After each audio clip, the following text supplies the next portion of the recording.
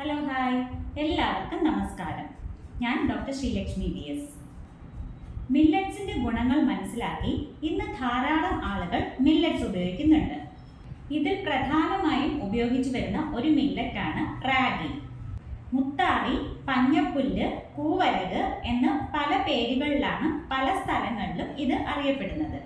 കൂവരക് wait ലോസിന് എങ്ങനെ സഹായിക്കുന്നു എന്ന് നോക്കാം. ഉയർന്ന അളവിൽ നാരുകൾ അടങ്ങിയ ഒരു ചെറുധാന്യമാണ് റാഗി.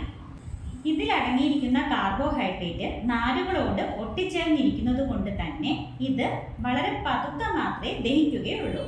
കുറഞ്ഞ അളവിൽ കഴിക്കുമ്പോൾ തന്നെ വയറ് നിറയുകയും വിശപ്പിനെ നിയന്ത്രിക്കുകയും ചെയ്യുന്നു.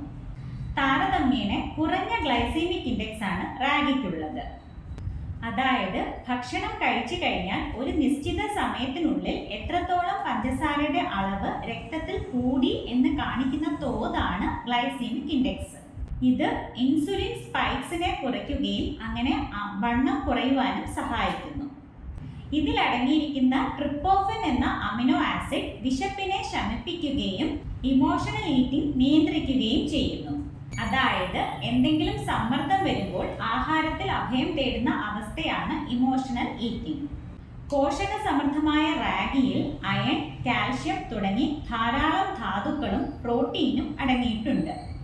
ഇത് വെയിറ്റ് ലോസ് ജേർണിയിൽ നമ്മുടെ ശരീരത്തിന്റെ ആരോഗ്യത്തെയും ബലത്തെയും പിന്തുണയ്ക്കുന്നു. ഇതിൽ അടങ്ങിയിട്ടുള്ള ലെസിത്തിൻ, മെത്തയോണിൻ തുടങ്ങിയ അമിനോ ആസിഡുകൾ കൊഴുപ്പിന്റെ മെറ്റബോളിസത്തെയും അധികമായുള്ള കൊഴുപ്പിനെ പുറന്തള്ളാനും സഹായിക്കുന്നു. നമ്മൾ നിത്യവും ഉപയോഗിക്കുന്ന അരി, ഗോതമ്പ് തുടങ്ങിയവയുമായി താരതമ്യം ചെയ്യുമ്പോൾ കാലറി കൂടിയ റാഗി വെയിറ്റ് ലോസ് പർപ്പസിനായി വളരെ കുറഞ്ഞ അളവിൽ മാത്രമേ ഉപയോഗിക്കാൻ പാടുള്ളൂ.